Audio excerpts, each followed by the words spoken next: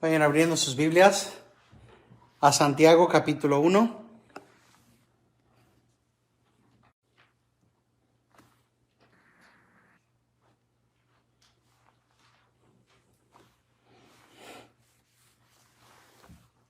La semana pasada hicimos nuestro primer pase. Esta semana continuamos hablando de sabiduría, humildad y orgullo.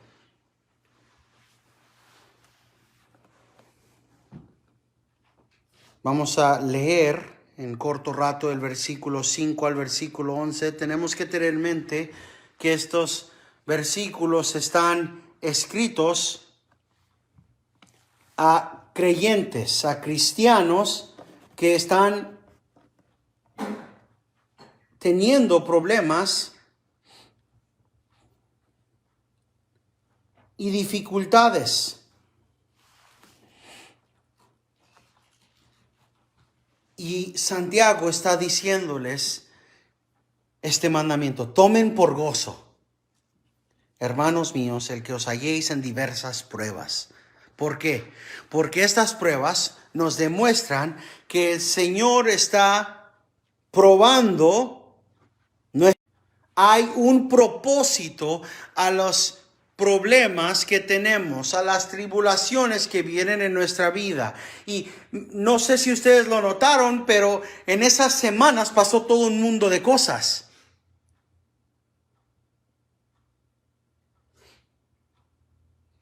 Varias personas fueron al hospital por diversas cosas.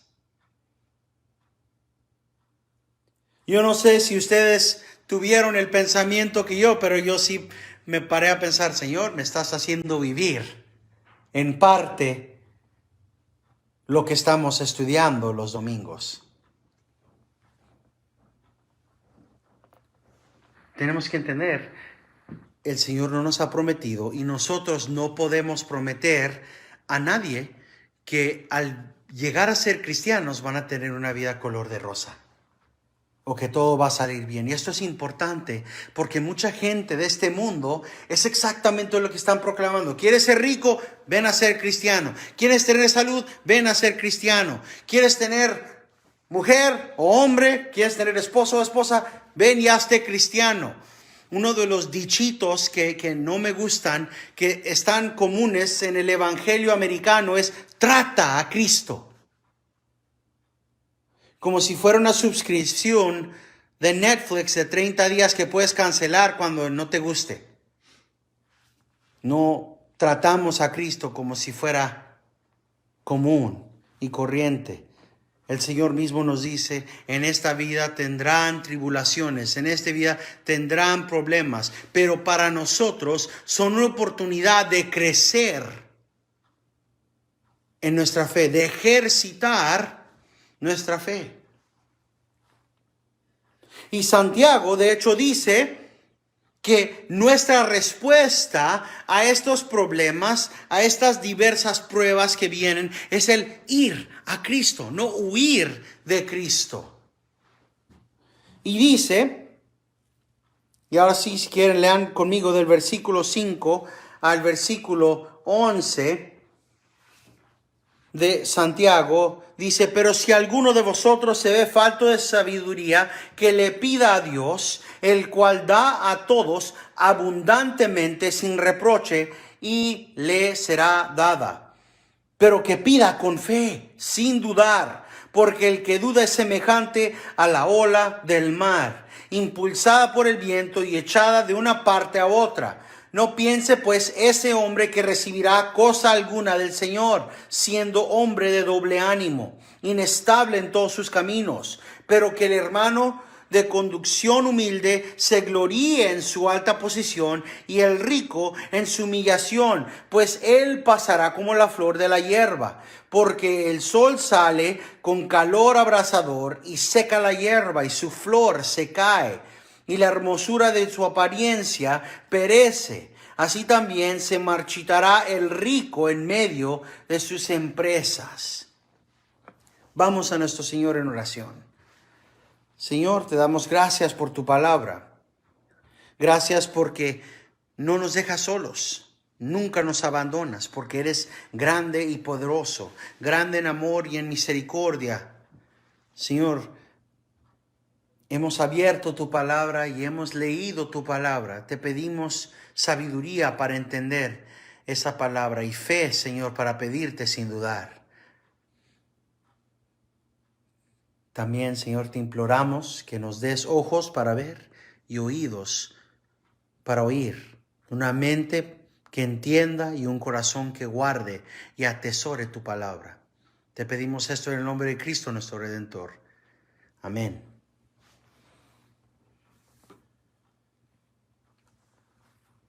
He hablado por los últimos casi 4 años de la importancia de familiarizarnos con los atributos de Dios. El conocer a nuestro Dios es tan importante, pero muchos cristianos no conocen a Dios. Los hombres ya han tenido esta experiencia, pero cuando empezamos la clase dije, ok, denme 5 atributos de Dios. Y dije, 3 ya los deberían de saber, los omnis. Omnipresente, omnisciente. ¿Y cuál otro? Omnipotente. Esos son los que la mayoría de los cristianos ya saben. Pero muchos no saben ni esos. Mucho menos 5 o 7 o 10 o 15 de los atributos de Dios. Pero en esos 3 tenemos algo increíble. Dios es el Todopoderoso. Ahora nosotros los hombres no hemos llegado a ese punto en el estudio en español. En inglés apenas este último sábado, ayer, llegamos a omnipotente. Y hablando del poder de Dios, parte de lo que hablamos, así que una acelerada aprendencia aquí para nuestro hermano. Dios ejercita su poder sin esfuerzo. Sí entienden. Cuando vemos en Génesis 1 que Dios crea absolutamente todo simplemente al decir sea,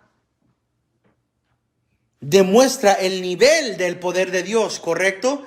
Pero el entender que nuestro Dios es todopoderoso también significa el entender que el Señor es eternamente, infinitamente poderoso. Todos aquí presentes saben qué es la aseidad. ¿Correcto? Que Dios es autoexistente y que Dios no necesita a nadie. El poder de Dios es autoexistente. No necesita nada, no necesita a nadie para que Él tenga su poder. Dios no es una pila, no es una batería. El Señor no se gasta la batería al decir, sea el sol, sea la luna, sean las estrellas, sea el océano, sea el mar, sean las montañas y sea el hombre. No se gastan las pilas. No disminuye el poder de Dios, todo lo hace sin esfuerzo. En otras palabras, para Dios es igual de difícil, entre comillas, el crear todo el universo, que es el qué. El permitir que una hija regrese a la iglesia. O el darle la fuerza a un hermano para que pueda tener un ataque cardíaco y llegar al hospital con bien. Ahora, ¿por qué todo esto del omnisciente Dios? ¿Qué es lo que nos dice el versículo 5? Pero si alguno de vosotros se ve falto de sabiduría, que le pida a Dios. El cual da a todos abundantemente y sin reproche, y se les será dada. ¿Entienden a quién le están implorando? Al Dios Todopoderoso. Le están pidiendo a Dios sabiduría y todo lo puede. Dios puede hacer todo y sin esfuerzo. Pero ¿cuántas veces nos escondemos detrás de excusas? Soy muy débil, soy muy tonto, todo se me olvida, no puedo con esto, no puedo con lo otro. ¿Cuáles eran las palabras de Cristo? Con el hombre es imposible, pero con Dios todo es posible. Es por eso que esas palabras tan duras del versículo 6, pero que pida con fe, sin dudar, porque el que duda no va a recibir respuesta a su oración. Hace sentido. Hace sentido.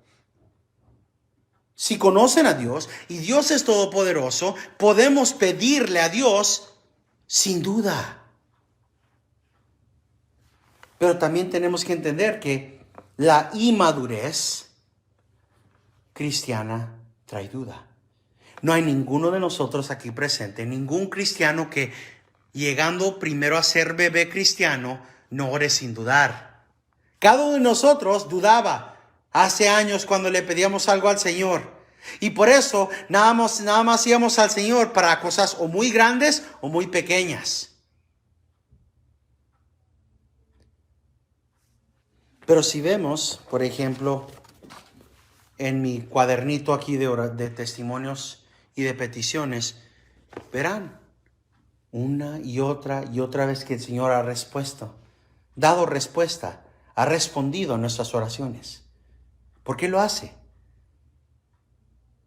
Para su honra, para su gloria, pero para fortalecer nuestra fe. Un bebé espiritual le va a decir, Señor, dame este trabajo, por favor, y el Señor se lo permite, se lo da. Y crece en fe. Así que ese bebé espiritual va a ir con más problemas, con más cosas, con más peticiones ante el Señor. Y el Señor, como dice las Escrituras aquí, da sin reproche, abundantemente, da a sus hijos. Y nos da porque nos ama. Responde porque nos ama. Y entre más va creciendo este bebé espiritual, más va aprendiendo discernimiento para aprender que cuando Dios dice no, Él sabe por qué. Y Él sabe mejor que nosotros. Es una de las cosas más difíciles para aprender para el cristiano. Cuando uno de nuestros seres queridos está en el hospital y estamos orando, Señor, sánalo, Señor, sánalo, Señor, sánalo. Y este ser querido es cristiano o cristiana, el Señor puede responder de una o dos maneras. Sanándolos aquí, en la vida, o sanándolos eternamente. Pero obviamente cuando estamos pidiendo, Señor, sánalo, lo que estamos diciendo es, déjamelo aquí un ratito más. Pero entre más vamos madurando, más vamos entendiendo que el Señor obra siempre conforme a su naturaleza. Él es bueno. Y todo lo que hace es bueno. Y todo lo que Él ordena es bueno. Y cuando Él nos responde a nosotros con un no, es para nuestro bien. Pero aquí tenemos un mandamiento. Vengan y oren por sabiduría. Sabiendo que cuando le piden al Señor sabiduría, van a obtenerla. Pero tenemos que entender esta sabiduría correctamente. No es una sabiduría mundana, no es una sabiduría terrestre, es una sabiduría bíblica. Estamos cultivando dentro de nosotros, al ir en oración, perseverancia en medio de dificultades. Y necesitamos sabiduría para saber cómo tenemos que actuar en medio de los problemas. Tenemos que tener y cultivar dentro de nosotros una actitud de ir a Dios en medio de los problemas para pedirle a Él sabiduría. Sabiduría significa el confiar en Dios y no en nuestro entendimiento. Confiar en Dios para sabiduría y no para nosotros. Y por eso es tan importante leer la Biblia. Cuando le están pidiendo a Dios sabiduría, lo que le están pidiendo es que el Señor les permita el discernir con lentes bíblicos cómo actuar en tal problema, en tal situación, en tal prueba. Proverbios capítulo 3, del versículo 5 al 8. Si quieren ir por un momento. Proverbios 3, 5 a 8.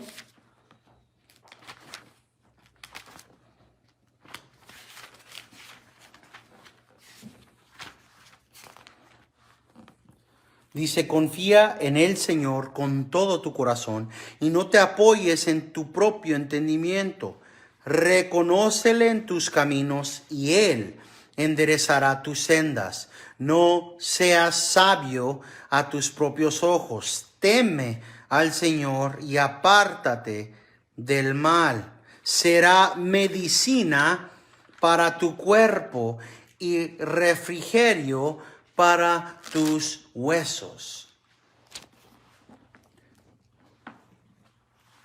Es refrescante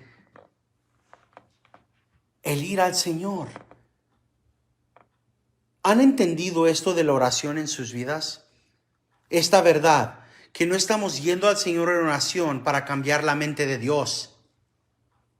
No estamos yendo al Señor para demandar de Dios algo, sino que estamos yendo al Señor en oración para que Él transforme nuestra manera de pensar, nuestra manera de percibir las cosas. El ir al Señor en oración es una acción de humildad, porque estamos reconociendo que nosotros no tenemos lo suficiente entendimiento, sabiduría, conocimiento para pasar esta prueba. Y Santiago nos llama al ir al Señor y pedirle sabiduría en medio de los problemas, porque lo que necesitamos es discernimiento del propósito de Dios en los problemas. Es lo que necesitamos, discernimiento. Necesitamos sabiduría bíblica para ver más allá de la presente oscuridad. Toma sabiduría bíblica para entender dificultades que están diseñadas para madurarnos. Les di el ejemplo de cómo es que mi hija estaba aquí y se fue caminando y se cayó y se rió, jaja, y continuó ya un poquito más moretoneada. Los niños aprenden a punta de caídas, moretones por doquier, pero son necesarios para aprender cómo caminar, cómo andar, en qué no meterse. Igual. Las pruebas que están ahí están diseñadas para madurarnos, para darnos perseverancia. El apóstol Pablo usaba ejemplos de atletas cuando hablaba de la perseverancia, porque se requiere ejercicio, una acción continua para crear dentro de la persona ese atleticismo, esa perseverancia. Hay un pastor, es el doctor James White, que está se me hace que ya cerca de los 60 y tantos, y él usa bicicletas. Esa es su forma de ejercicio. Y él sale 100 millas, 100 millas, 70 millas, 500 millas en una semana.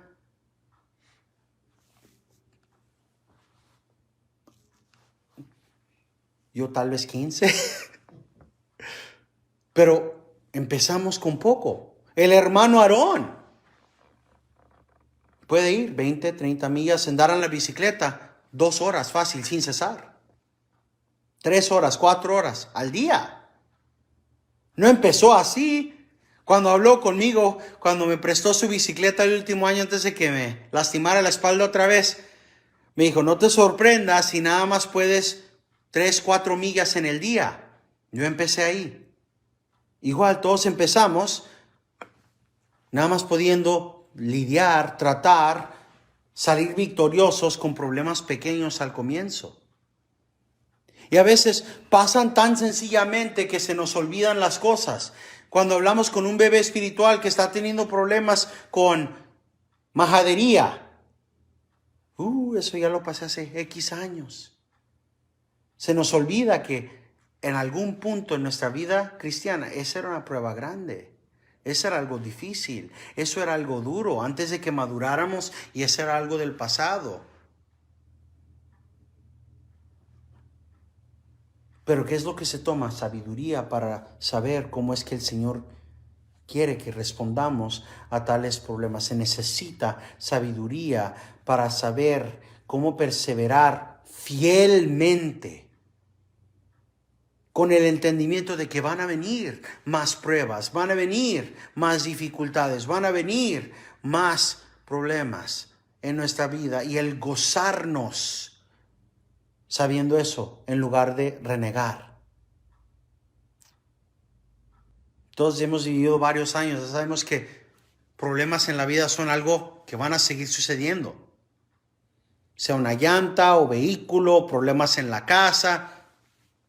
O sea, con la casa, no en la casa. O sea, que de repente se quiebra una ventana o que está goteando la azotea o lo que sea. Sabemos que ese tipo de dificultades van a venir. Cada vez que viene el invierno, ¿qué sabemos? Viene la temporada de ¿qué? Influenza, ¿verdad?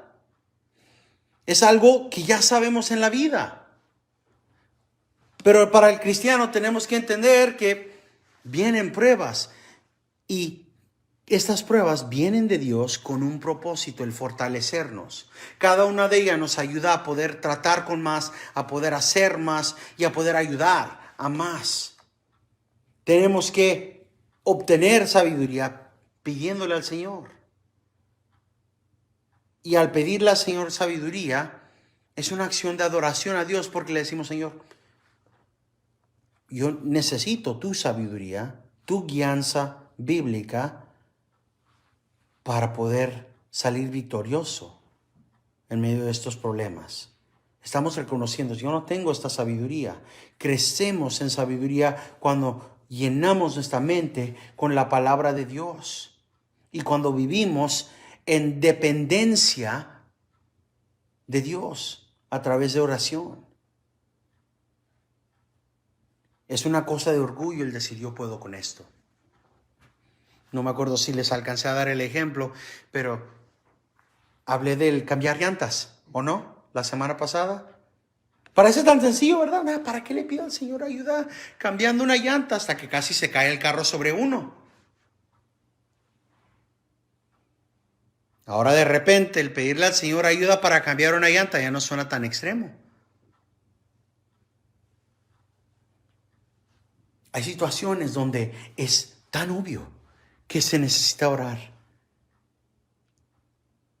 Cuando el pastor John Piper fue y visitó a un misionero, o vino a visitarlo, un misionero de otro país, de un país como Afganistán, donde están matando a los cristianos.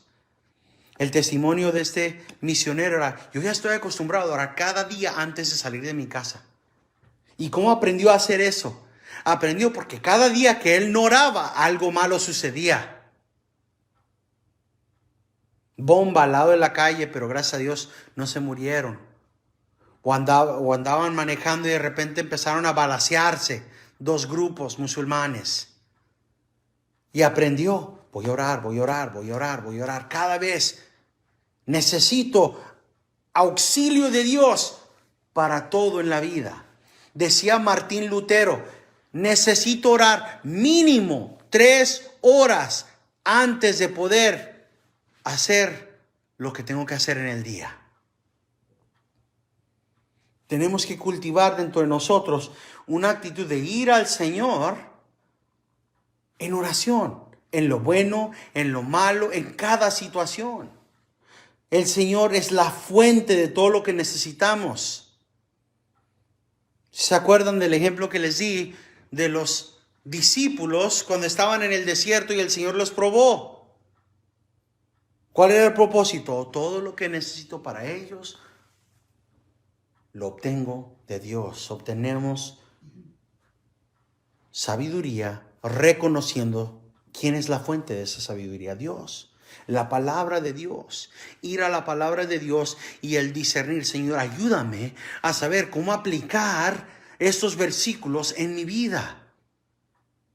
Vemos el ejemplo de Job, de David, de José y de otros que pasaron dificultades, pero su reacción inmediata es el ir al Señor en oración. Muchos me han rodeado y me persiguen, Señor. Me quieren matar. Sé tú, Señor, mi auxilio. Y cuando el Señor fue el auxilio, que es el próximo salmo que vemos. Tú, Señor, has sido mi auxilio, mi escudo fuerte y poderoso. Tú me has liberado de los ataques. Vemos a hombres y mujeres fieles al Señor. Ir al Señor, no huir del Señor en medio de tribulación. Y el ejemplo está escrito para nuestro beneficio. Vienen los problemas, vienen las tribulaciones. Nuestro pensamiento debería ser: Señor, ayúdame a ver conforme a tu palabra. Dame sabiduría. Y de repente estamos pensando: oye, no me está yendo tan mal que como le fue a Job. ¿O sabes qué? No me han vendido a esclavitud como a José. No me la estoy pasando en la cárcel. No perdí todo en la vida y todos mis familiares como Job. O no tengo los problemas de David que me están persiguiendo para matarme por años. No, Señor, ¿sabes qué? Gracias. Y vemos con nuestra mente llena de escrituras cómo actuar fielmente. ¿Sabes qué, Señor? Tú bendeciste a Job porque él nunca habló en contra de ti en medio de sus problemas. Ayúdame a hacer lo mismo, Señor. Ayúdame a no renegar contra ti cuando vienen los problemas. Es una acción de humildad el ir al Señor en eso. Reconoce que nosotros somos débiles y Él es fuerte. Que no somos todopoderosos y Él sí lo es. Ensalza al Señor y le agrada al Señor que vayamos a Él reconociendo nuestra falta de experiencia y buscándolo a Él. Vemos cada Navidad, Isaías es donde vamos y será llamado, hablando de Cristo, Emmanuel, príncipe de paz. Entre esos está el gran consejero. Cristo es al que debemos seguir por consejo. Señor, no sé cómo voy a hacer esto. Y la solución no va a venir del mundo. Vamos a pensar conforme a las escrituras, conforme a los ejemplos que están escritos ahí. El ir al Señor cultiva, y tenemos que cultivar dentro de nosotros un punto de vista bíblico, un punto de vista que está alineado conforme a lo que la palabra de Dios nos revela. Cultiva dentro de nosotros un punto de vista de quién es Dios y quiénes somos nosotros. Dios todopoderoso, santo, bueno, fiel, inmutable, nunca cambia. Yo, débil, cambio de un día al otro. Estoy más viejo cada segundo que pasa. Soy falto de sabiduría y falto de entendimiento. No importa cuánta educación tenga uno, no hay comparación al Dios omnisciente. Y Él nos dice: ven a mí, pídeme y os será dado. Toca y os será abierto. Cristo dio el ejemplo. Si los papás terrenales, cuando un hijo le pide: papá, dame pan, no le dan una roca, ¿qué más hará? ¿Cuánto más hará tu Padre Celestial si le pides? Dios es bueno.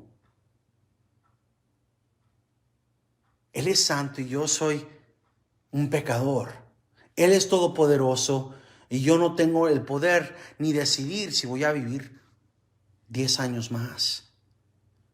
Dios ha contado hasta cuántos cabellos tengo en la cabeza. Él es santo, Él es glorioso y yo no lo soy. Así que ¿a quién tengo que ir en medio de los problemas? A Dios. Él es mi ancla. Él es el que necesito. Él es mi escudo. Y la realidad que tenemos que pensar ¿es esto verdad en su vida? ¿Es Dios su escudo en medio de los problemas o es Dios la excusa en medio de sus problemas? El sabiendo esto nos ayuda a entender que la duda es un impedimento a obtener esta sabiduría.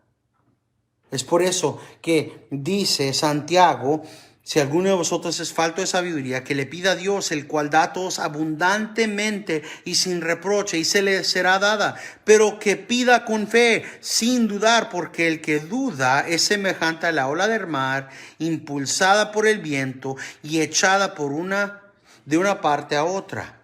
No piense pues ese hombre que recibirá alguna cosa del Señor, siendo hombre de doble ánimo, inestable en todos sus caminos. No podemos ser amigos convenencieros de Dios, que estamos con Él solamente cuando todo está bien y acudiendo a las cosas, a los sistemas de este mundo cuando las cosas se pone mala. ¿Por qué dudamos? ¿Por qué dudamos? Piénsenlo. Pónganse sus lentes bíblicos y piénsenlo por un momento. ¿Por qué dudamos? Porque nos falta entendimiento de quién es Dios, de qué tan grande es Dios, de qué tan glorioso es Dios, de que no hay nada que Dios no pueda hacer, de las obras que Dios ya ha hecho. Sabiduría nos es dada cuando pedimos con una fe que no duda. Y quiero que entiendan esto, que cuando dice aquí que tenemos que pedir con fe, sin dudar, no estamos hablando de una fe etérea. No estamos hablando de una fe ciega. No estamos hablando de una fe tonta. No sé cuántas veces, si ustedes han escuchado esto, pero muchas veces cuando se habla de tener fe en Dios, se habla como si estuviera uno enfrente de un precipicio y tienes que brincar en la oscuridad. Echa el brinco de fe, como si estuviéramos a punto de brincar a la nada. Esa no es la fe bíblica. La fe bíblica es una fe informada, una fe que tiene substancia. Así que cuando está pidiéndonos Santiago que pidamos con fe y sin dudar, nos requiere a nosotros el ir a las Escrituras e informar nuestra fe. No es que el Señor no puede con este problema que tengo. Pues conforme a las Sagradas Escrituras, puede eso y más. No, es que el Señor no puede con mi infertilidad. Vamos a Génesis, ¿no?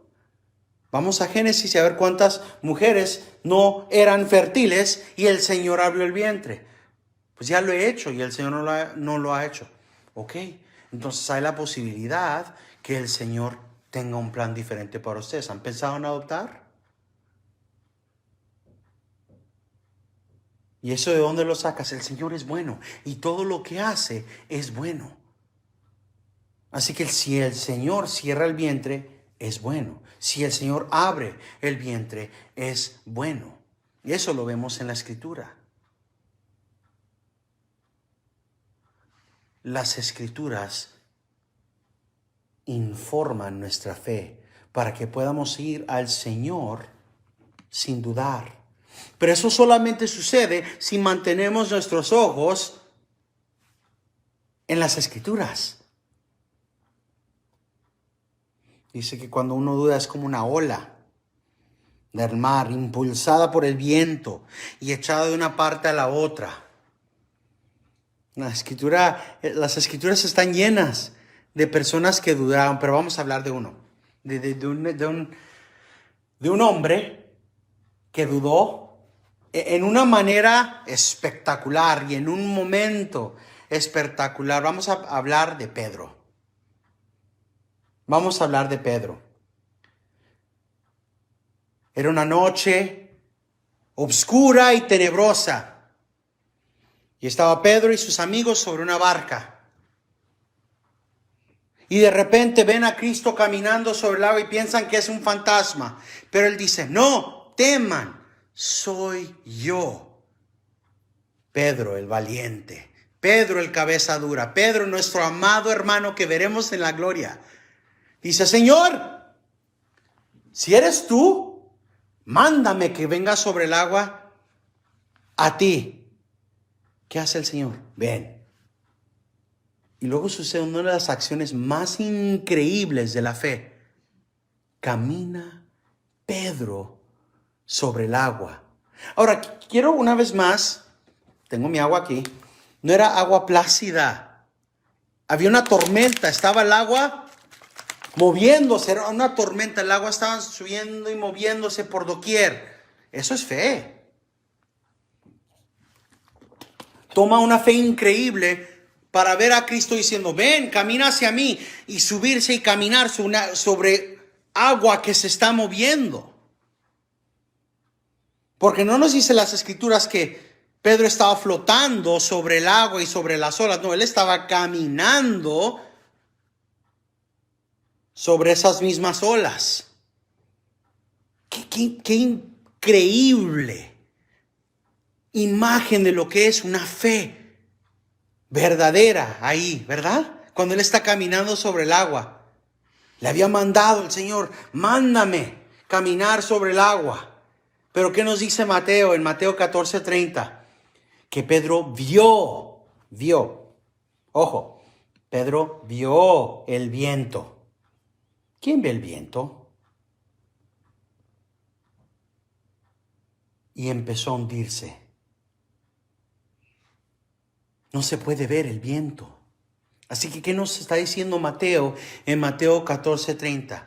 Que el momento en que Pedro dejó de ver a Cristo y vio algo más, porque el viento no tiene sustancia, como lo que podemos ver nosotros o como las olas. Se ve que el efecto del viento sobre el agua, ¿correcto? Pero no se puede ver el viento. Así que dice Mateo que Pedro vio lo insubstancial, quitó sus ojos de ver a Cristo solamente y empezó a hundirse. Pedro perdió la confianza que viene a uno cuando mantenemos nuestros ojos en Cristo. Cuando nuestros ojos están viendo nada más a Cristo, en medio de la turbulencia, no hubo ningún problema. Que las olas se están moviendo, no importa. Yo soy como un caballo de carreras, viendo la meta nada más. Y no importa cómo se movía, pero en cuanto él empezó a ver la tormenta a su alrededor, no al Dios Todopoderoso, la tormenta se empezó a hundir. Ahora, podemos pensar por un momento en qué tan fuerte, supernaturalmente era nuestro Señor en ese momento. ¿Alguna vez han tratado de agarrar a alguien que está en el agua que no se está moviendo? Es bastante duro, especialmente si se están hundiendo. Ahora imagínense eso en medio de una tormenta y el Señor levantó a Pedro.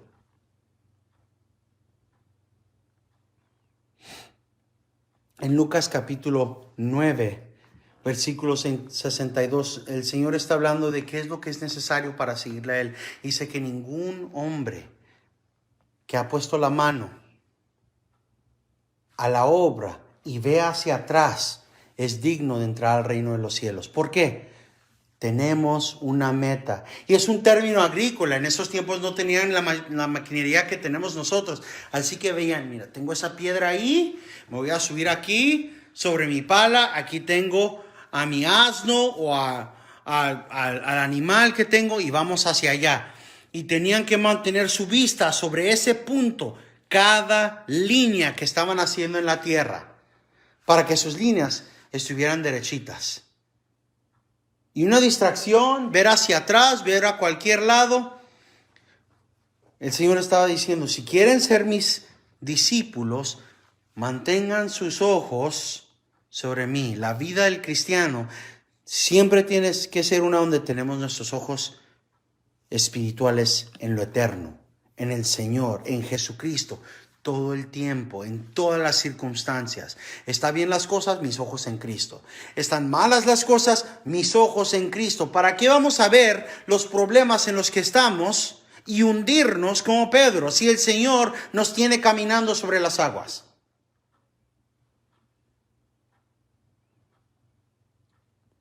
Esa es exactamente la persona de doble ánimo que describe Santiago, el que actúa en fe cuando las cosas están bien, cuando todo está sin problemas, pero cuando viene la tribulación, cuando viene el problema, en lugar de confiar en Cristo, ven el viento y se hunden.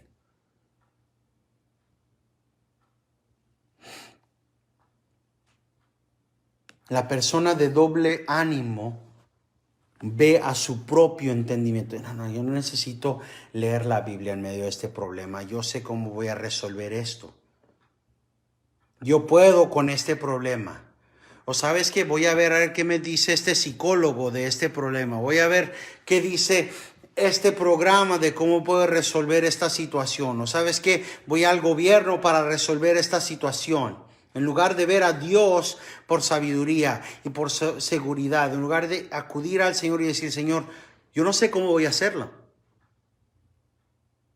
Van a su propio entendimiento, van a su propia resolución, van y acuden al mundo para sus problemas. Y tal persona, dice el versículo 7, que no piense pues ese hombre que recibirá cosa alguna del Señor.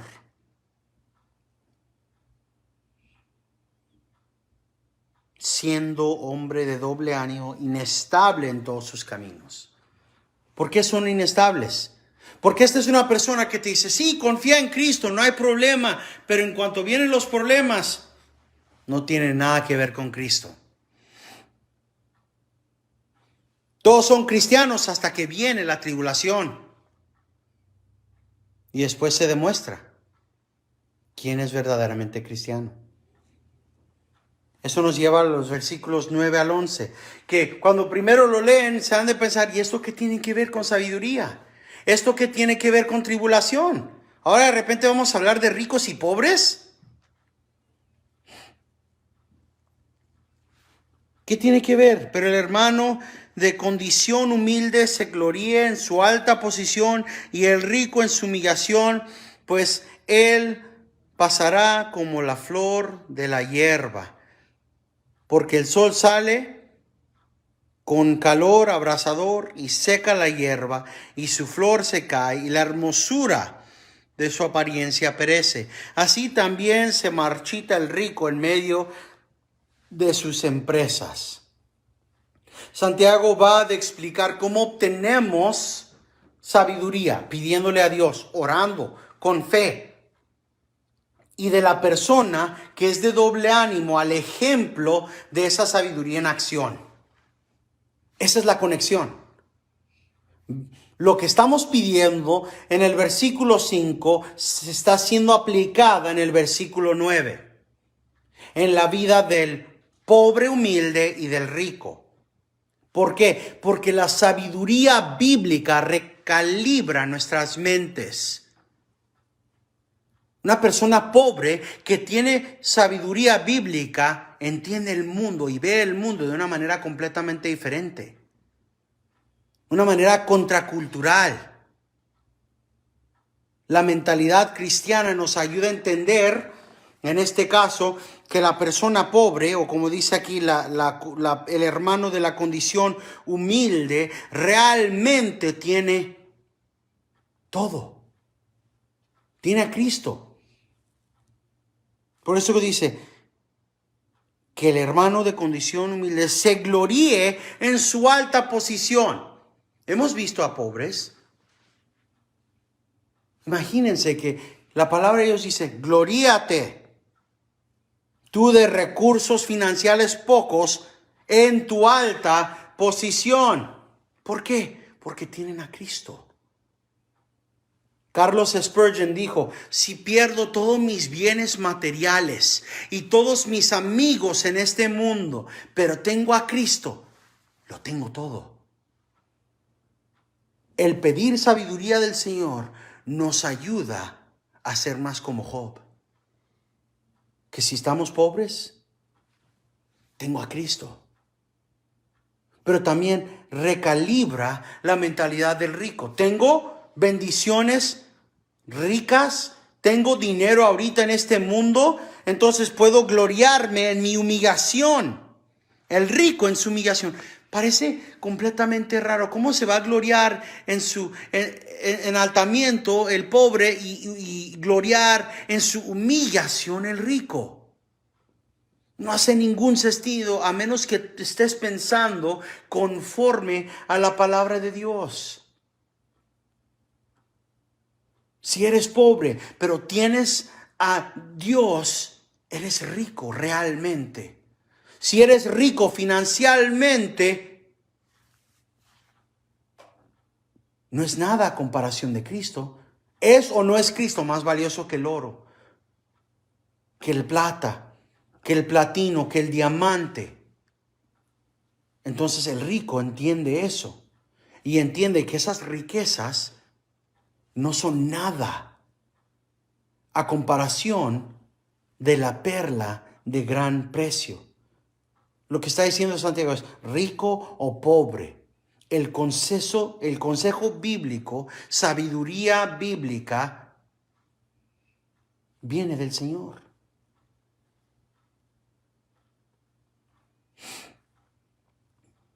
Si nos vamos a ensalzar, lo haremos en el Señor, no en las cosas materiales, no en las cosas de este mundo. Y esto viene inmediatamente después de hablar del hombre de doble ánimo. ¿Por qué? Estoy enfermo, pero soy millonario. ¿En quién confío? Pues yo voy al mejor hospital del mundo, con los mejores doctores, y voy a aventar mis millones de dólares para que yo nunca me enferme. Locura. No es sabiduría. ¿En quién confías? Seas pobre o rico, confía en Cristo, no en el mundo. El hombre de doble ánimo confía en Dios cuando todo está bien y confía en el dinero y en las riquezas y en las cosas de este mundo cuando las cosas vienen malas. Pablo dice en Gálatas 6, si quieren ir ahí, Gálatas 6,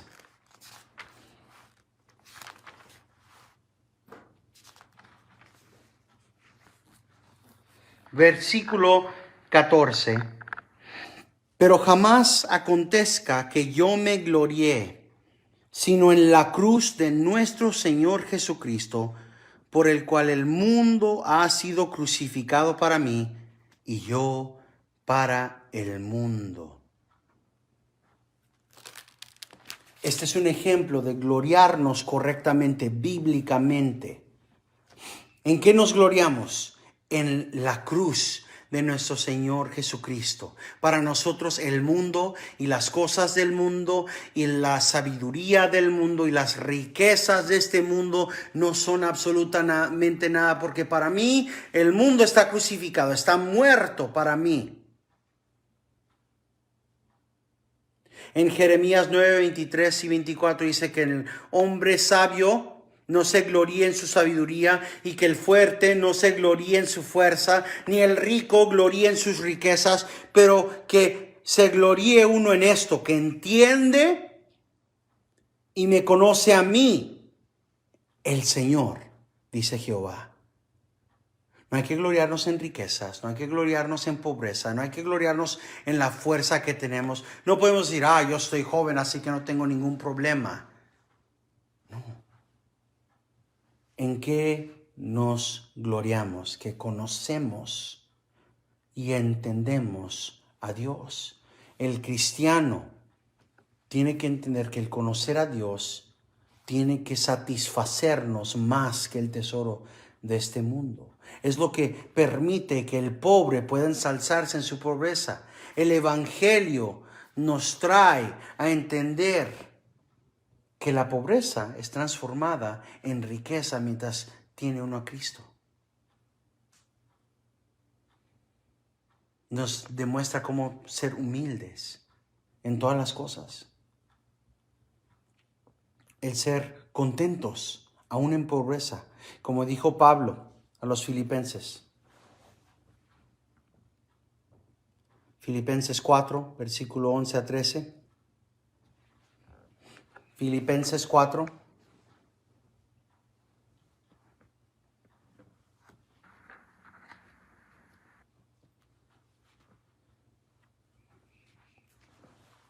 Versículo 11 a 13. No que hable porque tenga escasez, pues he aprendido a contentarme cualquiera sea mi situación.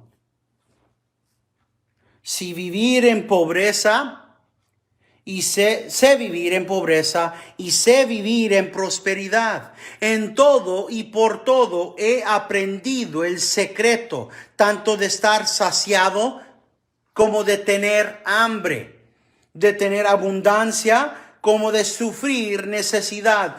Todo lo puedo en Cristo que me fortalece. Esa es la manera adecuada bíblica de entender ese versículo. Eso no significa que cuando está levantando uno pesas, todo lo puedo que Cristo lo fortalece. ¿Saben cuántas camisas hay para llevar al gimnasio que dicen eso? O bandas para cuando vas a correr, todo lo pueden. No se trata de eso. No se trata de poder levantar un carro con tus propias manos. Se trata de poder tratar fielmente en cada situación, pobreza, riqueza, hambre o grosura. Todo lo puedo en Cristo que me fortalece. Todo. El poder aprender como el apóstol Pablo. He aprendido a contentarme, cualquiera sea mi situación. Es lo que está diciendo Santiago. Cuéntenlo gozo, tomen por sumo gozo cuando pasen aflicciones, cuando vengan los problemas, ahorita que están allá, ahorita que están en este mundo. Aprendan a pedir a Dios sabiduría para que, como el apóstol Pablo, puedan aprender a contentarse en cualquier situación que está. Y presenta a Santiago la situación de un rico y un pobre. Un cristiano maduro es uno que entiende el valor supremo de Cristo. El valor que permite decir, ¿saben que para mí todas las cosas de este mundo, todas las riquezas de este mundo, para mí son como fango, son como excremento, no valen nada? Decía Carlos Spurgeon, si Cristo no es todo para ti, Él no es nada para ti. Él nunca entrará en comunión como un salvador en parte del hombre. Si Él tiene que ser algo, Él tiene que ser todo. Y si Él no es todo para ti, Él no es nada para ti. Yo decía hace muchos años, Cristo no te pide mucho, Él te pide todo. Más que eso, yo lo amendaría. Cristo pide, demanda y manda ser tu todo. Primera de Juan, ya hemos estado ahí, Primera de Juan capítulo 1.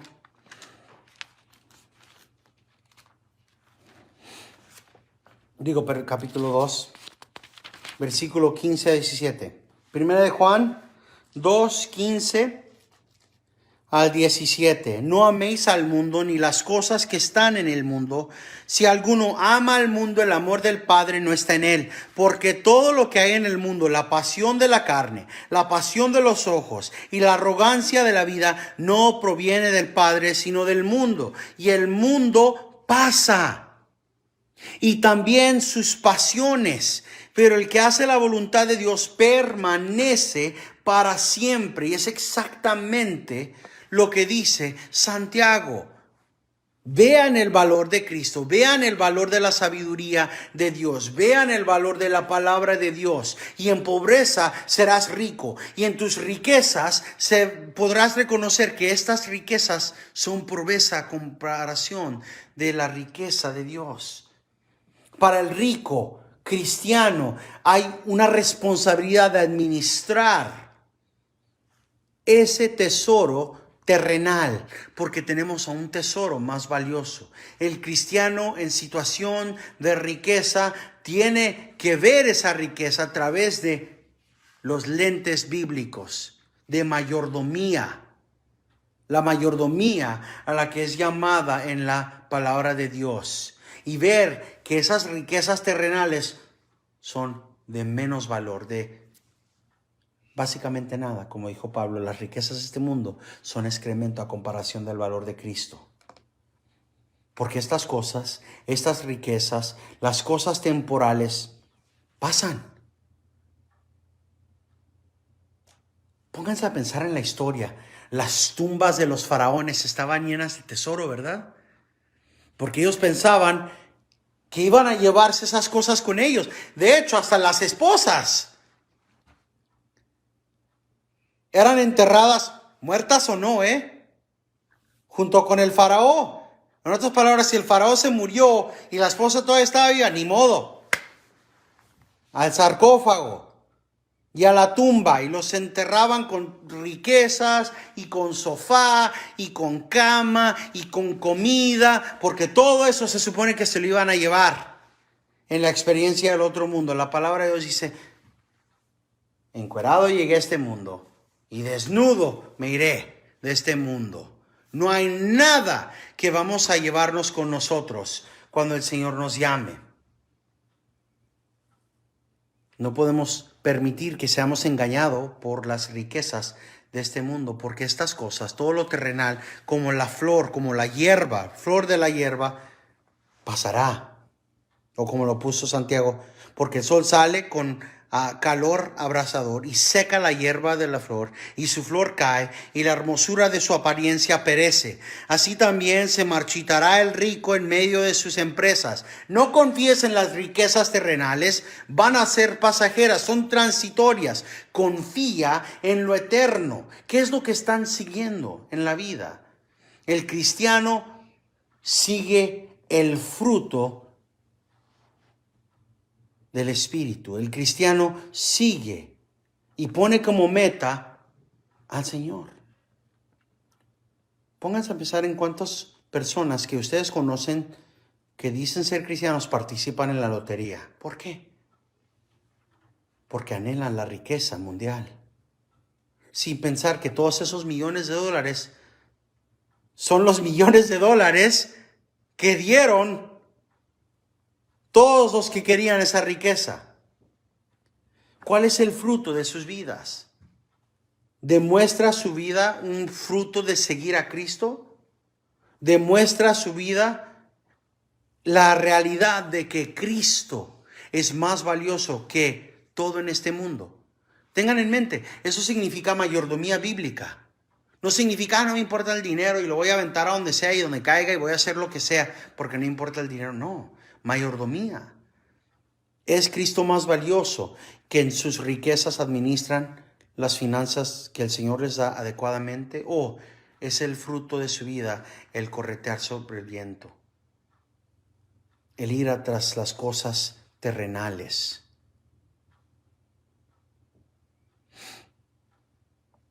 El consejo de Santiago es buscar sabiduría bíblica. Obtener esa sabiduría bíblica que está en la palabra de Dios y actuar conforme a esa sabiduría bíblica en enfermedad y en salud, en riqueza o pobreza, para la gloria de Dios, nuestro Redentor, reconociéndolo a Él como el inmortal, como el eterno, porque todas las cosas de este mundo pasarán y los problemas vendrán y pasarán. Así que ¿a quién tenemos que agarrarnos? Al Dios eterno. La próxima semana continuaremos con el versículo 12. Vamos al Señor en oración. Señor, te damos gracias porque tú eres el Dios Todopoderoso. Te pedimos, Señor, sabiduría bíblica. Y Señor, junto con esa sabiduría te pedimos hambre para tu palabra. que podamos guardar esa palabra para tener esa sabiduría bíblica. Ayúdanos a acudir a tu palabra, a correr a tu palabra en medio de nuestros problemas. Ayúdanos a ser amigos fieles tuyos, hijos y hijas fieles tuyos, yendo a tu palabra, porque tú eres todopoderoso, tú eres omnisciente y nosotros no lo somos, Señor. Sigue transformándonos y renovando nuestra mente con tu palabra, Señor. Ayúdanos a ver el valor tuyo, Señor, en riqueza y en pobreza, Señor, en mucho y en menos, Señor, en bueno y en malo, Señor. Y ayúdanos a pedirte por esa sabiduría con fe, no una fe ciega, sino una fe informada por tu palabra. Sé con nosotros esta semana, Señor. Ayúdanos a leer tu palabra y a crecer en ella. Te pedimos esto en el nombre de Cristo, nuestro Redentor y Salvador. Amén.